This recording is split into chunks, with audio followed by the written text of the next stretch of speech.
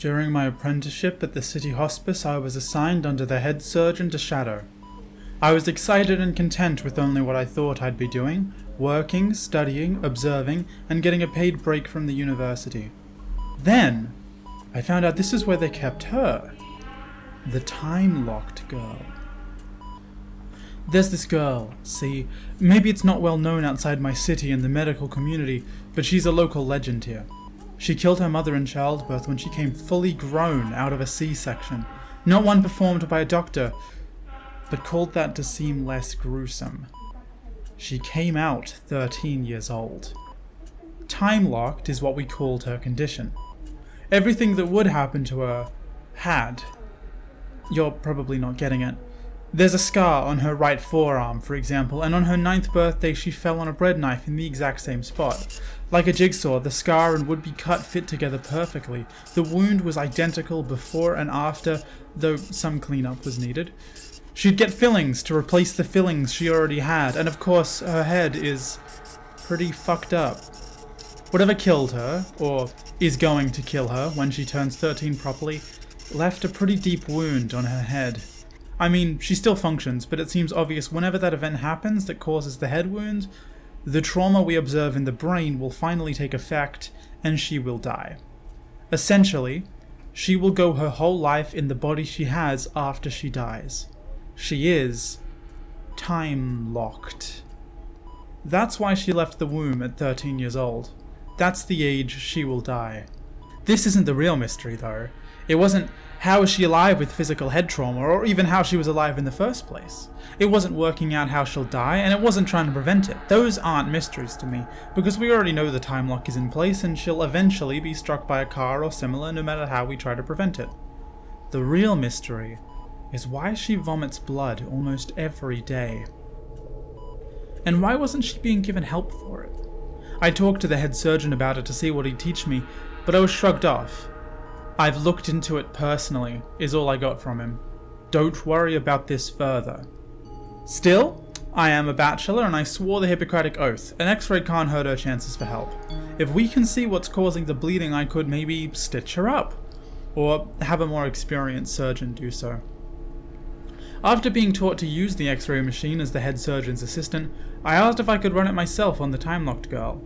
He dismissed me again. Those tests were done, the results showed nothing. A few weeks went by without worrying about it. I was sitting in on another doctor while he did a checkup on a patient with a simple cough and decided to check some files. No x-rays for the girl, though.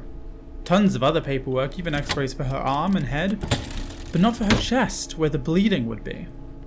Look, I'm not an obsessive person. I have gotten 2 opportunities to stop searching, but at this point, there were 2 directly contradictory ends of inquiries. Is there no x-rays on her I can look at, or are the x-rays pointless? It was obvious now. I had to x-ray her. It took a week, but I eventually had a chance to run her checkup when the head surgeon was out. He attends the morgue as well as the hospice, so it's not hard to wait for his leave. Another doctor was meant to be overseeing me, but I had brought devil's food cake to the break room, and I knew this doctor had a penchant for it. All I had to do was tell him, I can do this checkup. It's not even your job anyway. Head just made you pick up his slack. I'll cover it. Go enjoy some cake for once. I was able to talk to the girl for her checkup. She's a sweet little thing who only understands the importance of her condition in the context of how people give her attention. When I finished my standard checklist, I told her I wanted to run a chest x-ray for her.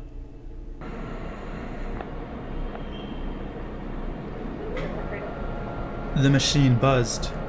I waited in anticipation. The morgue is not an all-day job, and the head surgeon could be back any second, and with his arrival, my apprenticeship would be over and my master's degree nullified for medical malpractice and insubordination. I stared at the door with abject fear, but the x-ray was over in seconds. I thanked her and brung the undeveloped x-rays to my car while walking her back to where her dad waited in the parking lot. That night, I developed the film. Sitting at my desk, I waited. Eventually I had them. I could easily see the source of the bleeding, internal scarring on the lower abdomen, and a lot of it, which made its way into the stomach. Some kind of violence had been wreaked on her insides, and forcefully. but the edges were a strange kind of scar that looked different to the others. I pulled a magnifying glass on top of the developed image, and saw they weren't just strange scars, but actually stitches. The exact stitches I would have prescribed for the bleeding.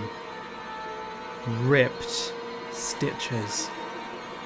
Of course, the only way they could be ripped was if this cause of scarring was something intrusive, violently forced inside her. If she had ripped these stitches during her life, they'd have been replaced before her death. The fact they were never replaced could only mean that the stitches were ripped from the inside after death. Of course the head surgeon forbade me from x-raying her. He didn't want me finding out what he did to children in the morgue.